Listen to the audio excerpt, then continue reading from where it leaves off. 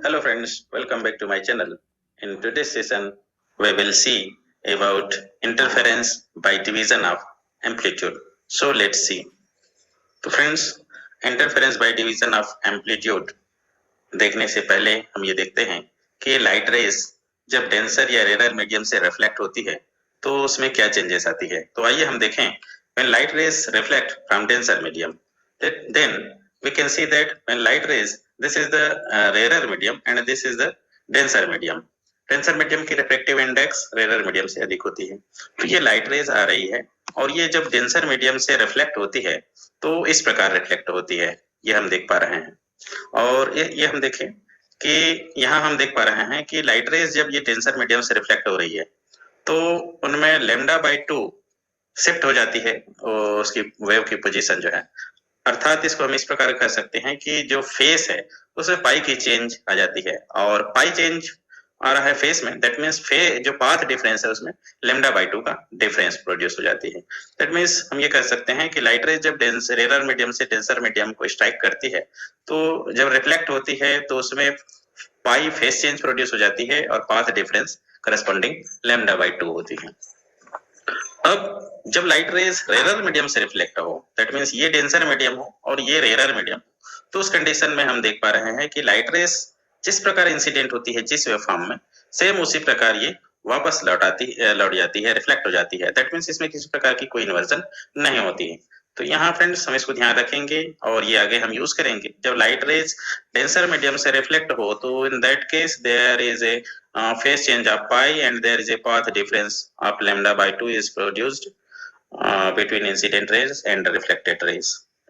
तो okay friends, आइए हम देखें interference by division of amplitude. That means जो इंटरफेयरिंग वेव्स है वो एम्पलीट्यूड डिवीजन के द्वारा प्राप्त होती है।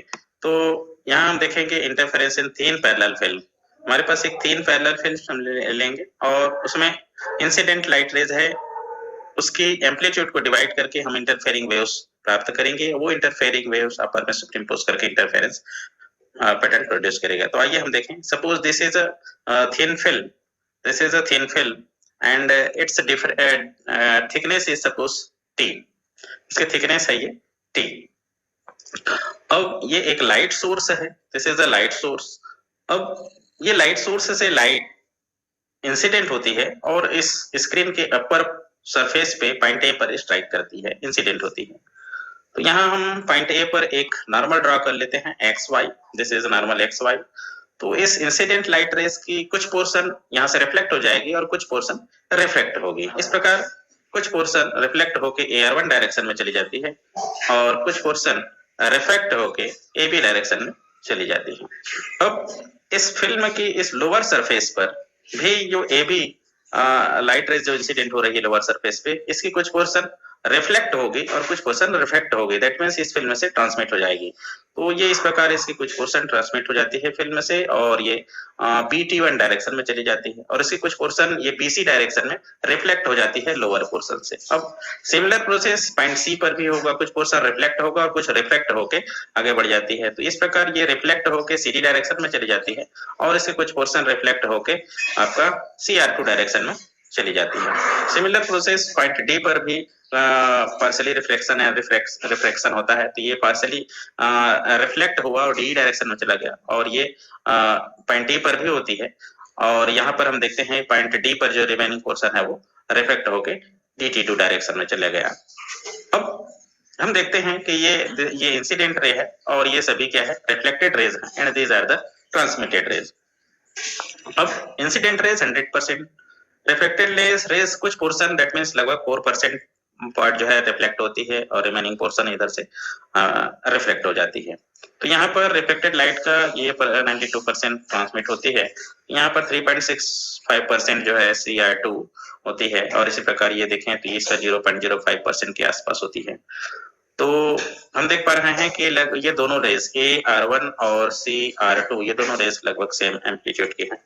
ठीक है, ये दोनों लाइट रेज रिफ्लेक्टेड पार्ट में प्राप्त हुआ। सिमिलरली ये ट्रांसमिटेड पार्ट में ये दो लाइट रेज BT1 और DT2 प्राप्त हो गई। ये दोनों लाइट रेज आपस में क्या है, इंटरफेयर करेंगे। रिमेनिंग जो लाइट रेज हैं इधर, और इसको हम नेग्लेक्ट कर सकते हैं क्योंकि इसकी इंटेंसिटी नेग्लेजिबल है, तो इसको हम नेग्लेक्ट कर सकते हैं इस इफेक्ट को। ये दोनों लाइट रेज आपस में इंटरफेयर करेंगे आगे जब मीट करेंगे तो इन्हीं दोनों लाइट रेज के लिए हमें स्टडी करना है। तो हम मान लेते हैं यहाँ पे angle of incidence suppose I है, this is the angle of incidence.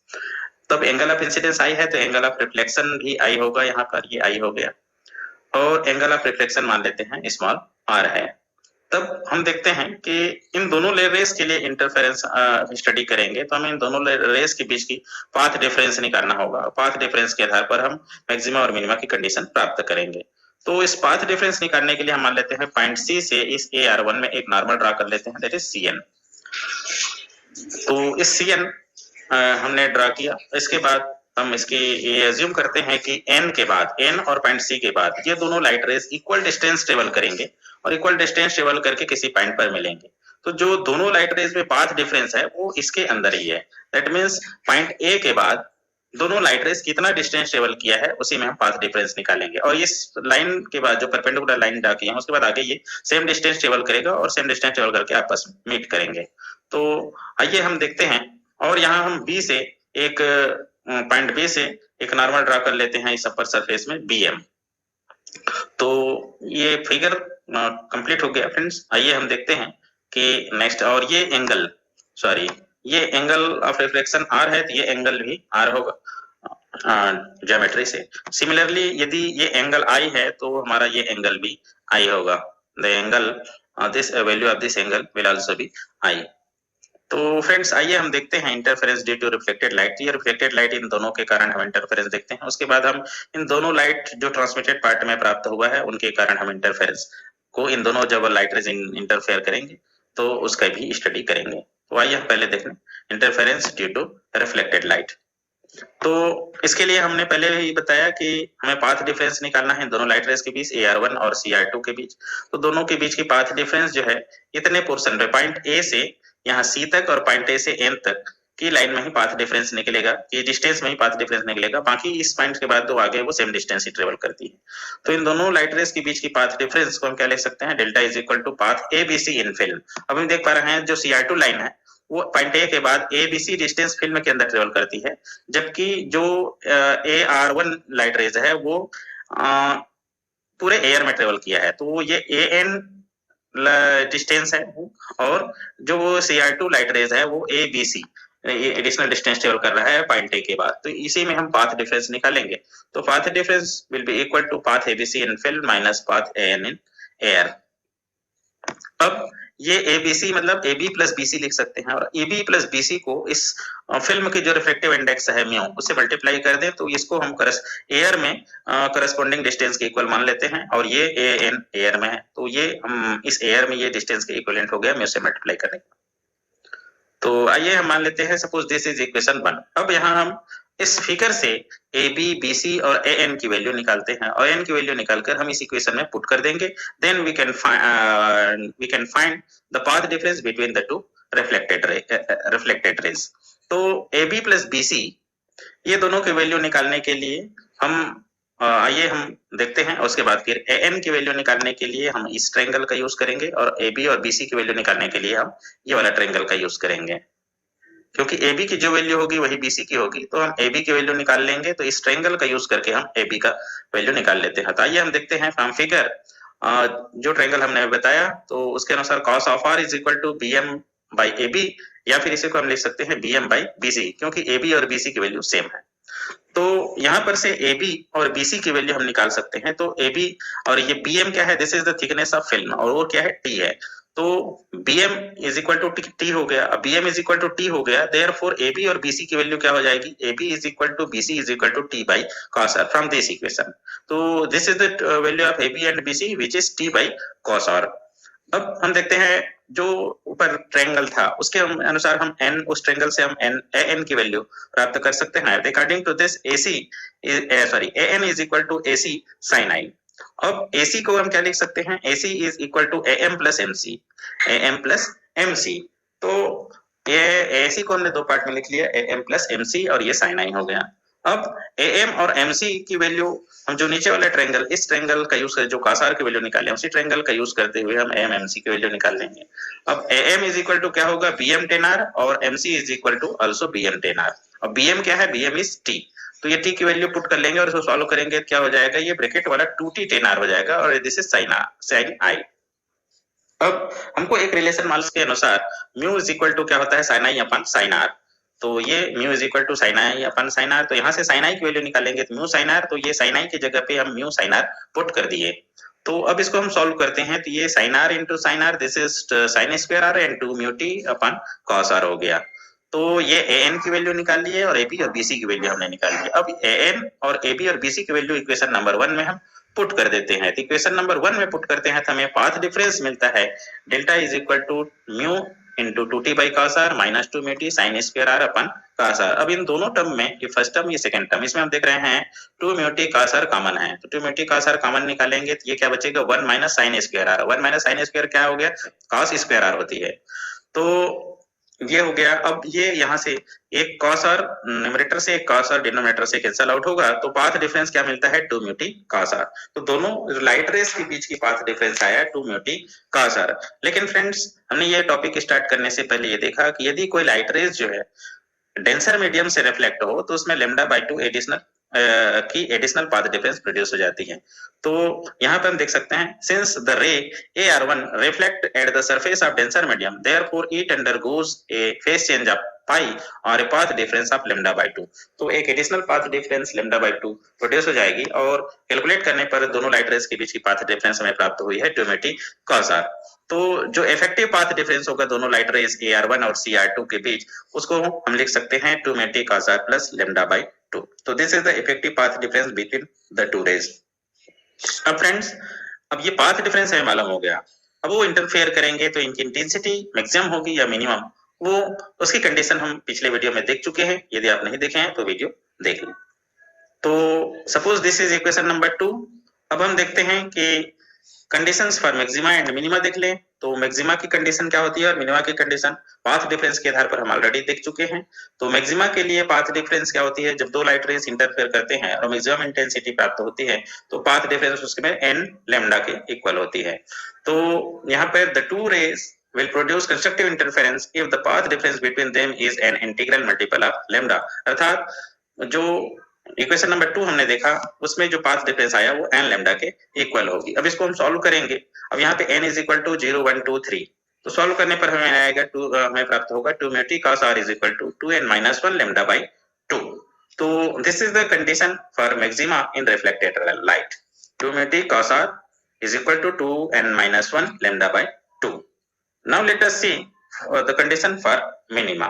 Minima के लिए फ्रेंड्स हमें मालूम है कि जो पाथ डिफरेंस है वह लैम्डा का ऑड मल्टीपल होना चाहिए, अर्थात डिस्ट्रक्टिव इंटरफेरेंस में पाथ डिफरेंस किसके इक्वल होती है, लैम्डा का ऑड मल्टीपल। अब लैम्डा के ऑड मल्टीपल है तो हमने जो इफेक्टिव पाथ डिफरेंस निकाला है वो कितना होना चाहिए, लैम्डा बाई 2 के ऑड मल्टीपल, अर्थात 2n प्लस 1 लैम्डा बाई 2 हो जाएगी। तो ये 2n प्लस 1 लैम्डा बाई 2। अब इसको हम सॉल्व करेंगे तो क्या आएगा, सॉल्व करेंगे तो 2 mu T cos r is equal to n lambda, and this shows the condition for minima in reflected light.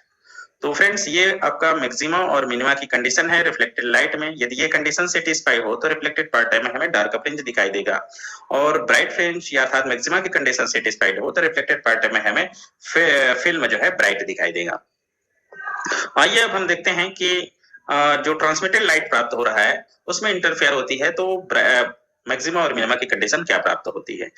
तो हमारा ये फिगर था और यहाँ हम देखेंगे, अब हमने पहले ये देखा AR1 और CR2 जो लाइट रेज रिफ्लेक्टेड पार्ट में इंटरफेयर किए तो उसके लिए मैक्सिमा और मिनिमा की कंडीशन हमने प्राप्त की। अब हम यहाँ देखते हैं कि ये दो लाइट रेज जो ट्रांसमिटेड प्राप्त हुए BT1 एंड DT2 ये दोनों इंटरफेयर करेंगे, तो इन ट्रांसमिटेड पार्ट में इंटरफेरेंस की मैक्सिमा और मिनिमा की कंडीशन क्या होगी वो हम देखते हैं। तो इसके लिए फ्रेंड्स जैसे हमने यहाँ से इसमें एक नॉर्मल ड्रा किए थे वैसे ही पॉइंट D से इसमें एक नॉर्मल ड्रा कर लेते हैं और ये मान लेते हैं DL है।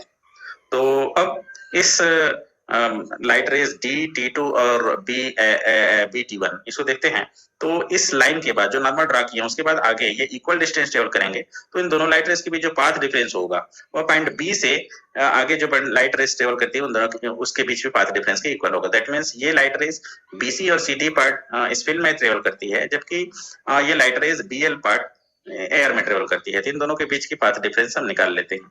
तो path difference between the transmitted rays BT1 and D-T2 is similarly equal to this. फिर पाथ डिफरेंस पहले हमने जैसे निकाला उसी के अनुसार mu into BC plus CD minus BL। अब यहाँ से फिर जैसे हमने प्रीवियस केस में वैल्यू निकाले हैं और BC और CD की वैल्यू और BL की वैल्यू निकालकर हम पुट करेंगे, तो यहाँ पर भी हमें 2 mu t cos r effective path difference मिलता है इन दोनों लाइट रेस के बीच में। और फ्रेंड्स यहाँ हम देख रहे हैं कि ये दोनों लाइट रेस रे जो है वह रेरर मीडियम से रिफ्लेक्ट हो रहा है, ये किसके कोई भी डेंसर मीडियम से अफेक्टेड के केस नहीं है, इस कारण से इसमें एडिशनल कोई भी पाथ डिफरेंस प्रोड्यूस नहीं होगी। तो ये इफेक्टिव पाथ डिफरेंस दोनों लाइट रेस के बीच की होगी 2 mu t cos r। तो आइए अब हम देखें कि रिफ्लेक्टेड जो ट्रांसमिटेड लाइट है उसमें मैक्सिमा और मिनिमा की कंडीशन क्या होगी। तो let us see the condition for maxima. तो मैक्सिमा के लिए जो पाथ डिफरेंस हमने ये निकाला that will be equal to n lambda. तो ये n लैम्डा ने होकर लिख लिया 2 mu t cos r is equal to n lambda and where n is equal to 0 1 2 3 and so on, and this is the condition for maxima in transmitted light। तो friends हमने ये देखा कि reflected part में इस प्रकार की condition हमें मिनिमम इंटेंसिटी अर्थात मिनिमा के लिए प्राप्त हुआ है, जबकि ट्रांसमिटेड लाइट में हमें ये कंडीशन मैक्सिमा के लिए प्राप्त हो रही है। आइए हम देखते हैं मिनिमा के लिए। मिनिमा के लिए जो पाथ डिफरेंस है वो λ/2 का ऑड मल्टीपल अर्थात इस प्रकार लिख सकते हैं। तो फ्रेंड्स हमने ये देखा कि ये कंडीशन है मिनिमा का, this is the condition for minima in transmitted light, और यही कंडीशन हमें रिफ्लेक्टेड लाइट में मैक्सिमा के लिए प्राप्त होती है।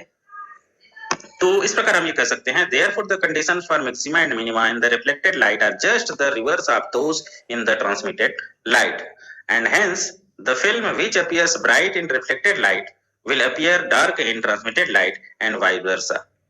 Hence the reflected and transmitted interference patterns are complementary. So now let us see the production of colors in thin film. When a thin film of oil or on water or a soap bubble exposed to white light such as sunlight is observed under the reflected light, the brilliant colors are seen due to the following reasons. The path difference depend on the wavelength. Path difference जो है हमने देखा wavelength पर depend करता है। It means the path difference will be different for different colors, so that with the white light the film shows various colors from violet to red. The path difference also varies with the thickness of film, so that various colors appears for the same angle of incidence when seen in white light. The path difference changes with the angle r, and angle r changes with angle I, so that the films assume various colors when viewed from different directions with white light. Okay friends, आज के इस session में इतना ही। If you have any queries, then please ask us through comment box, and if you have not subscribed till now, then please subscribe and press bell icon to get the notification of every new videos. आइए friends, आज के इस session को हम एक motivational quote के साथ खत्म करते हैं। तो मोटिवेशनल कोट है, if you can not do great things, do small things in a great way. अर्थात ये आप बड़ा काम नहीं कर सकते तो आप छोटे काम को महान तरीके से अच्छे तरीके से करो, तो धीरे से आपसे बड़ा काम भी हो जाएगा। और इसको किसने कहा था? इसको नेपोलियन हिल ने कहा था। तो okay friends, thank you for watching my video.